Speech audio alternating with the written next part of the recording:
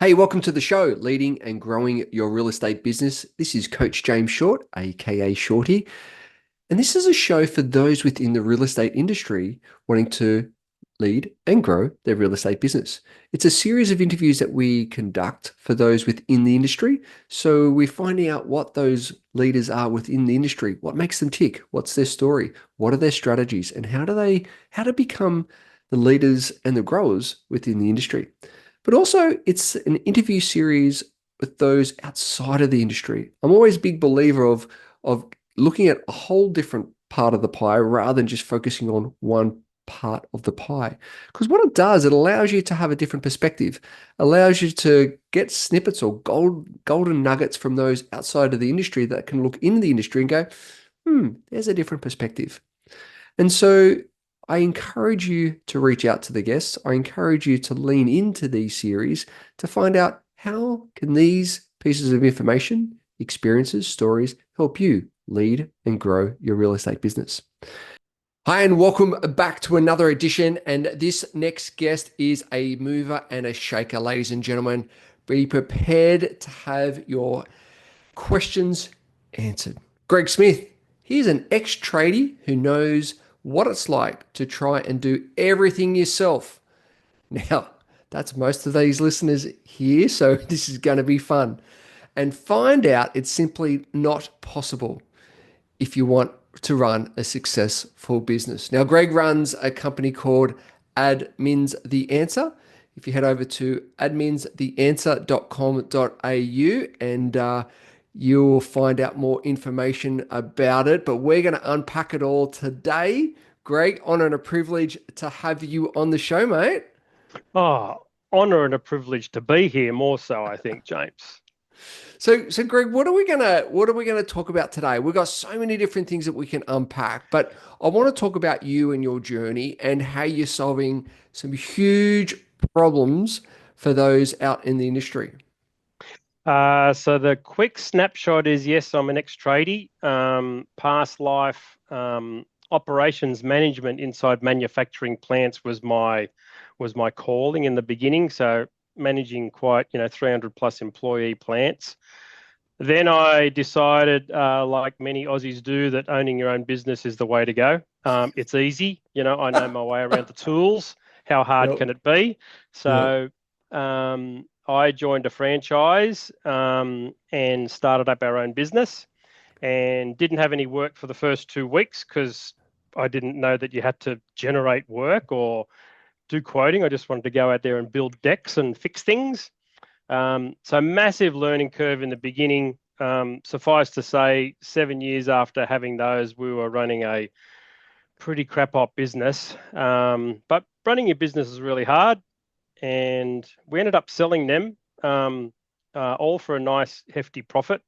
Thank God we had it for 7 years, because if I had sold it after 1 year, we wouldn't we would have been giving it away. But I learned a lot. I learned a lot about business. I learned a lot about myself, and how, as you said in the beginning, how trying to do everything yourself might seem right. It's what all your mates are doing.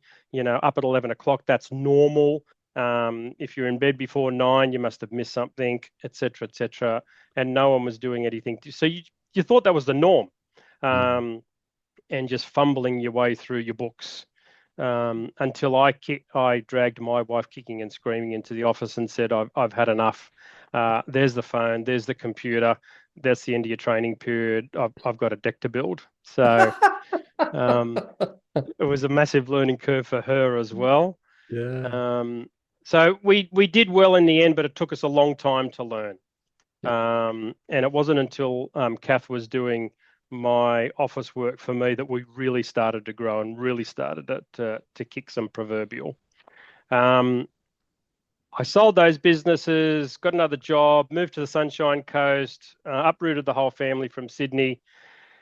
Um, was flying back to Sydney because I got retrenched from the job up here, and I was working for tradies on the tools. And that's when it all started to come together, because I was working for different tradies and I'd get sent to the wrong house, wrong customer name, wrong materials I'd take, wrong job description. And they're paying me by the hour and costing themselves a fortune. And then the next day I'd go to the right job for a different tradie, right right person. I'd take the right materials. I'm thinking, how can these two guys be working so differently? One's costing himself a fortune, one's making a fortune. And I just started asking lots and lots and lots of questions. And the guy who was making good money out of me had some help. He wasn't trying to do it all on his own. The guy who sent me to the wrong house was trying to do everything himself and getting it wrong. And I just kept asking lots of questions. And I flew home and I said to Kath, who'd been doing our admin for the last 2 years of our business, I said, I'm not going to Sydney anymore. There's a market out there. Tradies need help in the office with admin. I'm starting up a company. And that was 6.5 years ago. And now we look after the same thing for tradies all over Australia. So what did Kath say when you came home and you said that to her? She said, "Cool. I can find a job too. I'm going to work for you."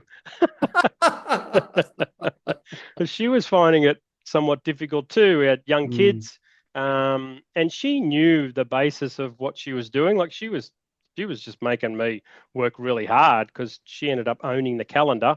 Um, and so yeah, it was a bit of a highlight for her. She goes, "But you've never done that," and I said, "Yeah, I know, but we're going to give it a crack." fantastic. And Yeah. so share with us now, admin's the answer. What problems are you solving and how are you helping the industry? So collectively what we say is we take away the noise, and that's all the admin and paperwork. So a tradie can literally look up his phone last night, for example, check his calendar and find out where we're sending him today. There'll be a couple of quote requests in there. His work will be in there.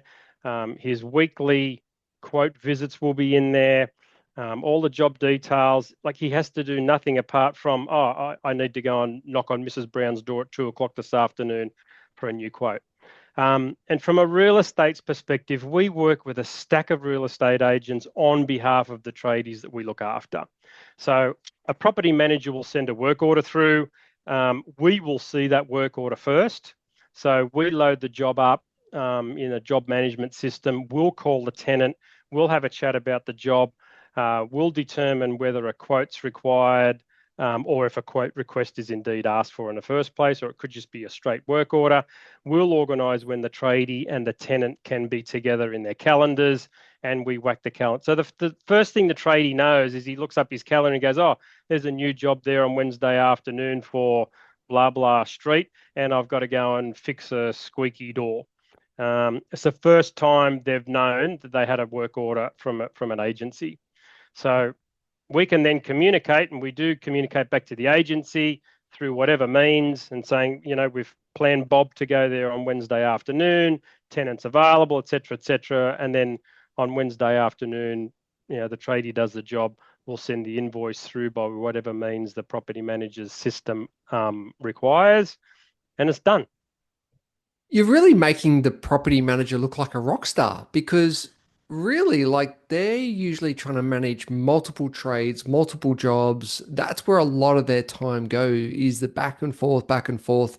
And it's like sometimes herding cats because of getting back to people and then working with tenants and then landlords and then trades. But what you've done, what I'm hearing is that you've actually brought it all into one process and actually you're managing that relationship and those work orders. Yeah, all true. And if the property manager wants to know the progress of said job, if we haven't told them, then they're contacting my team. They're not trying to contact the tradie who Mm. is just too busy. Let's be fair. He's too busy. He's underneath the house, or he's underneath the deck when the phone rings, or halfway up a ladder, and that phone call doesn't get responded to before the property manager then leaves their office that afternoon. If they want to know something of a tradie that we look after, they just flick an email, or they call us and say, oh, I'm just getting an update on job number 123. And we give it to them if they need to know. Yeah, right. And Yeah. and So, I guess also for the benefit of the tradies too, because what I would imagine that tradies that go into the trades business because they have a passion, they have a love, and they're very particular about that trade. But when we talk about admin, when we talk about marketing, when we talk about sales, when we talk about follow up, it can become overwhelming and spinning your wheels. It's like, I just want to get under the house. I just want to fix things. As you said before, I just want to do stuff Yep. rather than all this other thing. So what you're doing is helping them at the same time. Yeah, I haven't met a tradie yet, and I was this person too, but I haven't met a tradie yet, James, who said, "I'm sorry, Greg, we shouldn't talk to each other," because I just love doing all of my paperwork. Like seriously, it's like, and it's an investment in your time. Yes, yes, we get the privilege of charging you for our work, but at the end of the day, I got so many stats that show how little extra you need to do from an invoicing work point of view, and we're fully paid for. And in some cases, you'll get more money than what you're earning right now. So it's definitely not a cost, and takes a headache away. There's these stressing moments. I've had calls from wives who have chosen to call me and said, I just had to call you, Greg. I don't know what you've done, but Andrew is a different human when he gets home now than what he was, and his business hasn't changed. He's just brought you on board. So, like, you hang up the phone and you go, like, Wow. you can't get it. That's utopia for us. Yeah. We know, I know what Kath did for me, and where my mental state was before and after, and we're just cut and pasting and duplicating that for the next tradie and the next tradie and the next tradie, and just taking it away. Just go out there, put the tool belt on, smash out billable hours, make more money, and let us look after the noise. That's priceless. That's life changing right there. Yeah. Hey guys, just a little side note here. How's it going? Are you on track this year? I know that sometimes this part of the year we can feel like we're in a bit of a grind, a bit of in the trenches. Are you on track from the original plans that you set out for the rest of this year? What I've realized is that between with this time of year, we get so distracted and we've got trying to chase so many shiny balls and go down so many rabbit holes. And that's why I created a program called the 90.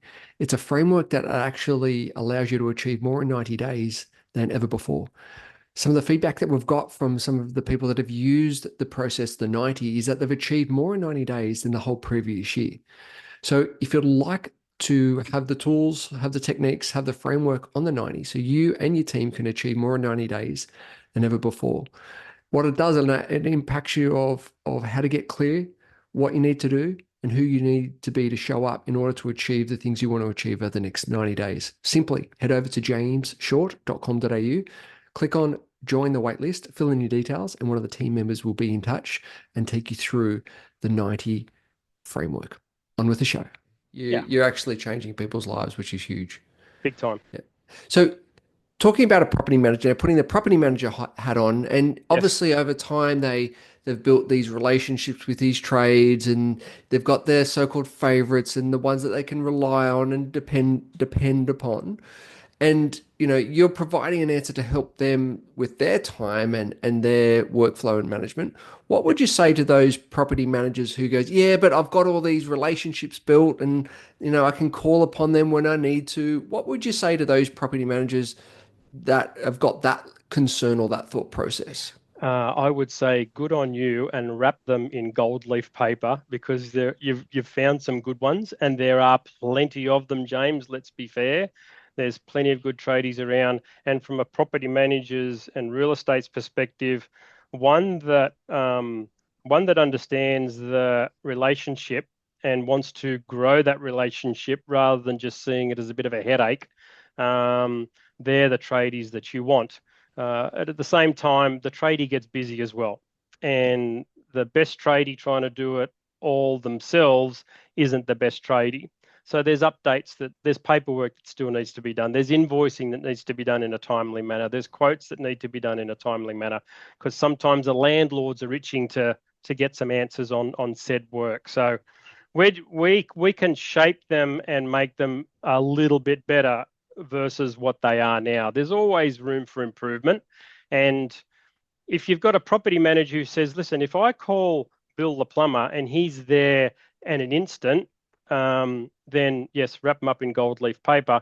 But then Bill may need some help with normal work orders that are not of an urgent, oh my God, there's water spurting out all over the driveway, we need someone there today. The plumber's normally going to react to that. Yeah. But then the non-urgent stuff sometimes falls off the cliff and gets forgotten about. We can certainly pick up those as well.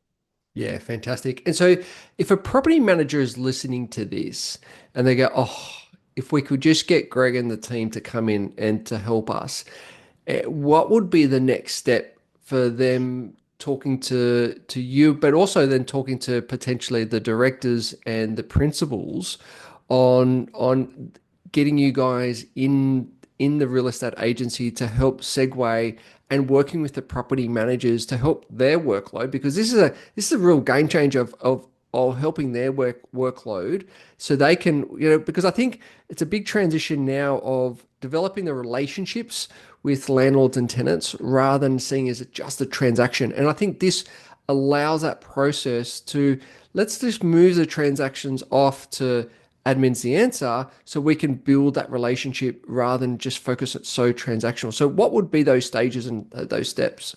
The first conversation would want to be with the principal or the property manager to learn a little bit more about how we do what we do.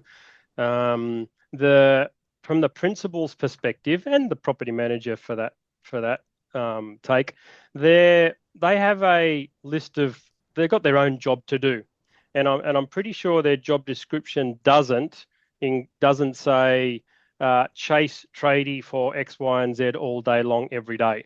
I'm Yep. sure it says um, process work orders from tenants, do site visits, do end of lease, all of those income generating and things they should be doing rather than sitting behind a phone going, if I have to call this guy one more time, like I'm not going to be able to do what I need to get done today. So just like we take the noise away from a tradies world, we can certainly take the noise away from a property manager's world and let them just go away and do what the principal needs them to do. If they're stuck in the office tracking down stuff, then I would bet my bottom dollar they're not doing what their role needs them to be doing, um, which is of more benefit to both the principal, the agency, their job, the landlord's job, everyone's for that matter. Is Yeah, I love it. that fair? So yeah, 1,000%. So true. So what else do we need to share with the audience that we haven't shared so far around, I guess, the importance of that transition and the importance of how you can solve these problems? So the transition is something that we would work out individually because every property maintenance company, whether it's a standalone maintenance company or a real estate agent, they've got their own nuances, they've got their own processes, they've got their own systems, and we get that. So we want to dig into the weeds with how they do what they do, and we would certainly have an impart into, okay, I understand why you're doing it that way. Let's start talking about some of the things that we know work that will get you the same result, probably more efficiently. And that's what I would invite your listeners to do next. We want to now that the like we're talking in the helicopter right now, but we want to get down into the weeds and say, okay, how many properties do you look after? How big's your team? I'll point to you some of the noise that's probably escaping out of their business, and therefore you're not doing what you want to be doing with your time. And then we just start getting stuck into those conversations. It doesn't take too long because this is certainly not our first rodeo. But having said that, every business is different. Yeah, fantastic. And so what's the future for you guys? What's the plan over the next 12 to 24 months? Continue to grow, continue to put more staff on. They're all Australian staff, James, and they all work from home. So I never had the thought, whilst it would be profit and loss cost effective to have what we do done overseas, but it's not going to happen. Like we're an Aussie company for Aussie tradies at the end of the day, and that's the way we're keeping it. So continue to grow. We have some pretty bullish growth numbers in front of us. And as we continue to grow, we just cut and paste our processes and systems into the next employee and into the next employee. Because each one of our employees has specific accounts they look after, and they're the only accounts they look after every day. So a real big relationship that's being built in some respects, where the two I see of some businesses who don't have anyone else apart from their own tradie employees. So we're just going to continue to grow, mate, and have done since we opened the front doors. That's fantastic. So, Yeah. Greg, on the show, we have our 60-second quiz to find out a little bit more about our guest. You willing to play? Duh, let's dive. Let's Yes. go. Let's go. What's the favorite movie? Oh, easy one. The Great Escape. Oh, fantastic. What's your favorite food?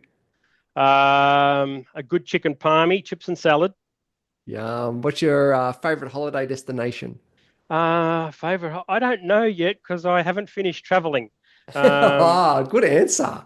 but we're going to Fiji in December again. So Nice. let's call Fiji for the moment. Fantastic. What's your morning routine? Up at 5, I do a little bit of work. Then off for I do a 30-minute exercise program, and then a 30-minute walk on top of that, and then I catch the bus to my office. And you can almost signal that to the minute. That's a dead set morning routine. Nice. What about your evening routine? That's less organized. Get home, collapse, dinner with the family. Always like maybe a 1 or 2 hour stint in front of the TV before I start nodding off, and hopefully in bed by 10. Fantastic. What's your most embarrassing moment? Ooh, how long have we got? I think it was when I was a tradie when I first drilled through a water pipe. And we Oh, as tradies used to say, there's those that have, and there's those who haven't yet.